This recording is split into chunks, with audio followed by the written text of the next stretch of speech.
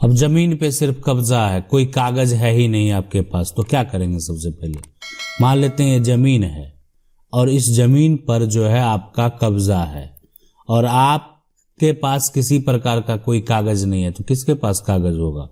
मान लेते हैं ये जो है 112 यानी 112 नंबर का प्लॉट है।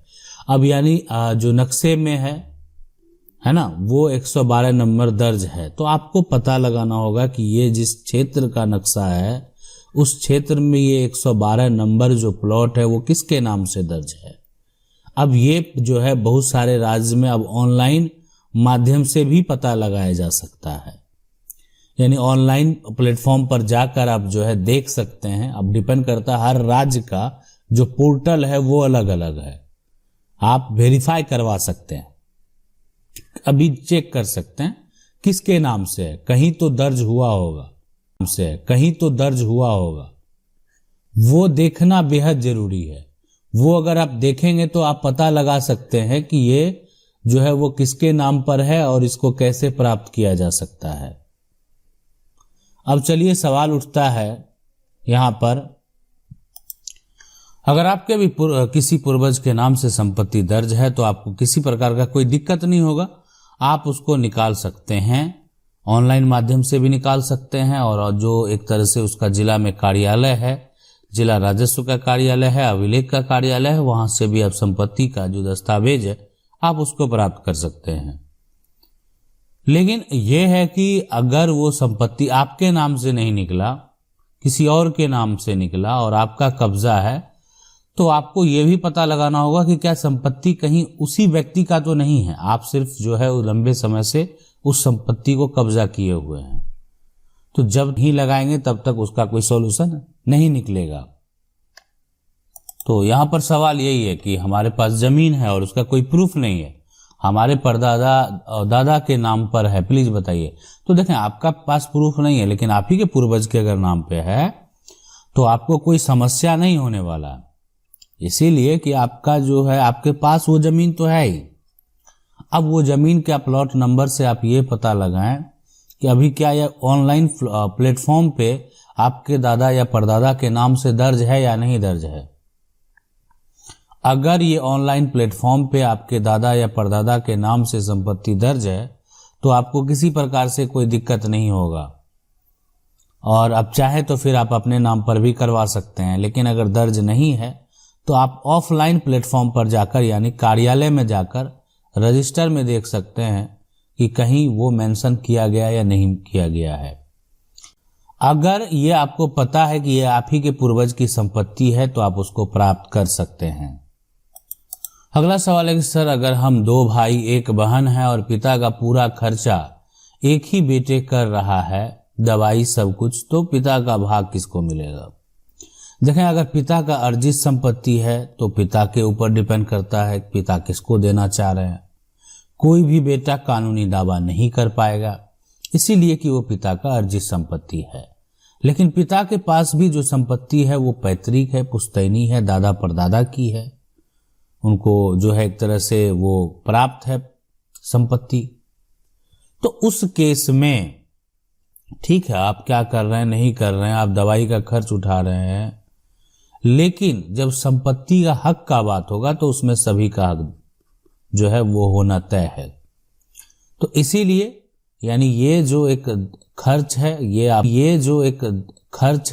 आपका एक अपने जगह पर है, लेकिन जो हिस्सेदारी वाला बात है, कानूनी रूप से हम बात करें तो वो उस संपत्ति के अधिकारी होंगे।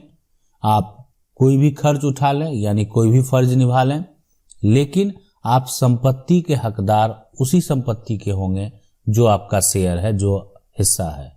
अब जो बेटे उनके गलत कर रहे हैं तो गलत का परिणाम तो हमेशा गलत ही होता है, आज तक सही नहीं हुआ है। अगला सवाल है कि सर, मेरे सामने 25 फीट का रास्ता है जिसके बीच में पीपल का पेड़ जो है लगा दिया था कुछ वर्ष पहले, पर कुछ लोगों ने जो है लगभग 7 फीट जगह में चबूतरा का निर्माण करवा दिया है, इसका क्या सॉल्यूशन है?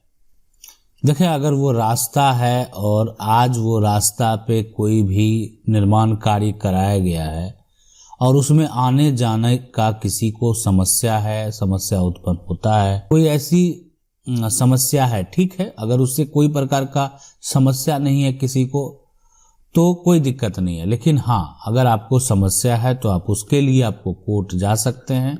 आप चाहें तो सबसे पहले एसडीएम कोर्ट में भी आप आवेदन दे सकते हैं और आपका जो समस्या है उसको सुनने के बाद दूसरे पक्ष का को नोटिस करके उसका भी जवाब जो है वो मांगा जाएगा, पूछा जाएगा। तो ये जांच पड़ताल का विषय है। जांच पड़ताल करने के बाद उन पर डिपेंड करता है कि वो क्या फैसला देते हैं। अगला सवाल है कि अगर पिता के सिर्फ 4 पुत्री है, 3 पुत्री की शादी के बाद पिता की मृत्यु हो जाने के बाद संपत्ति पर माता व शादी के जो है पूर्व पुत्री का नाम दर्ज हो जाता है, तो शादी हो जाने के बाद माता व एक पुत्री का पूरी संपत्ति जो है वो बेच सकती है कि नहीं। देखें, अगर इस प्रकार का समस्या है, संपत्ति जो है वो पिता साथ साथ संपत्ति अगर पैतृक है तो उसमें जितनी भी उनके और अन्य जो पुत्री हैं, ठीक है, नाम किसका दर्ज हो गया नहीं हो गया उससे मतलब नहीं है, लेकिन जो उनकी अन्य पुत्री हैं वो भी एक हिस्सेदार हैं। हाँ, माता का भी शेयर बनेगा, साथ में जो उनकी बेटी हैं उनका भी जो है शेयर होगा प्रॉपर्टी में। लेकिन यहाँ पर क्या है, अभी जिसके नाम से संपत्ति है वो तो बेच लेगा, ठीक है, नाम दर्ज है, जाके संपत्ति बेच दिया, लेकिन जो कानूनी राइट है वो तो नहीं है, इसीलिए कि वो आपके नाम दर्ज हो गया, गलती से हो गया, गलत तरीके से हो गया, वो जो आपके नाम दर्ज हो गया वो गलत तरीके से हो गया। तो उस केस में ये समस्या जो है यहाँ पर। अगला सवाल है कि हम 4 पार्टनर मिलकर जमीन का एक प्लॉट जो है यहाँ पर खरीद किया, जिस प्लॉट के जो है बीचों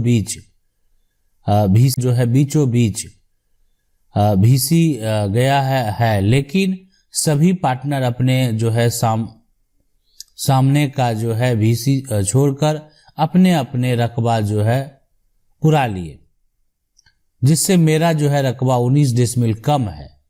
किस जो है यहाँ पर आधार पर जो है कम ज्यादा होगा। देखें, अभी अगर मान लेते हैं कि जो आप चारों का नाम एक प्लॉट में दर्ज है, चारों का नाम एक प्लॉट में एक साथ दर्ज है, आपने मिलकर अगर लिया, एक होता है कि अलग अलग लिया, अलग अलग लेने में क्या होता है, सभी का पोजीशन दर्ज होता है, मिलकर क्या होता है कि पूरा प्लॉट संख्या का जो है इसका एक पोजीशन बन जाता है, ठीक है, और साथ में इसमें 4 आदमी का नाम होता है।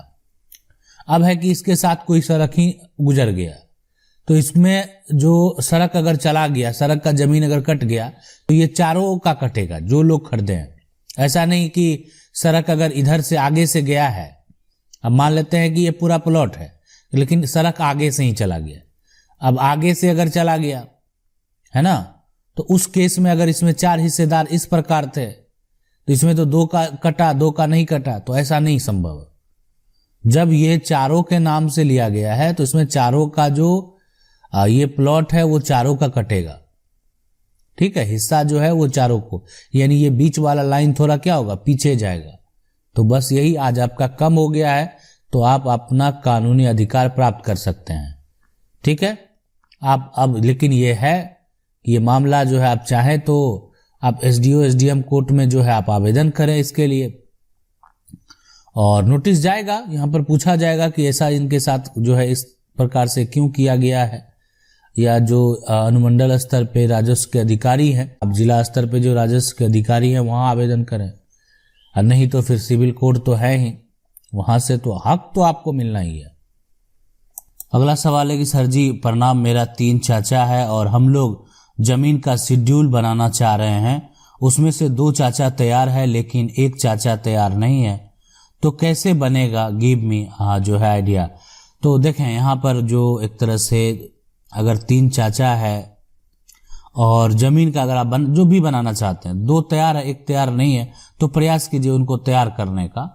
नहीं तो अगर आप ग्रामीण क्षेत्र से बिलोंग करते हैं तो आप जो है ग्राम यहाँ पर पंचायत जो है वो करवा लें। अच्छा, उसके साथ साथ मान लेते हैं आप ग्राम पंचायत जो है से भी आपका हल नहीं निकला, तो दूसरा ये होता है कि आप 2 व्यक्ति तैयार हैं लेकिन सपोर्ट तो तीनों का चाहिए, है ना। ग्राम पंचायत से कर लें, जो राजस्व लेवल के अधिकारी हैं, उनको आवेदन करके आपको प्रयास कर लेना है कि ताकि आप उसको भी पूछा जाएगा ना कि आप इनकी संपत्ति जो है, इनका जो हिस्सा है, इनका जो शेयर है, आप क्यों नहीं देना चाह रहे हैं, आपको क्या दिक्कत है, क्या समस्या है, देने में क्या समस्या है। हाँ, कोई हिस्से की कमी ये सब हो रही है, त्रुटि हो रही है, तो वो उसका भी अपना जवाब जो है लिखित तौर पे देगा। तो इसलिए ये प्रक्रिया किया जा सकता है। और अन्य एक विकल्प होता है पार्टीशन सूट का, जो कि आप सिविल कोर्ट से कर सकते हैं। ये एक बंटवारा का केस है, हिस्सेदारी का केस है, इसमें भी आप करेंगे, थोड़ा टाइम लगेगा, लेकिन आपका जो शेयर है, आपका जो हक है,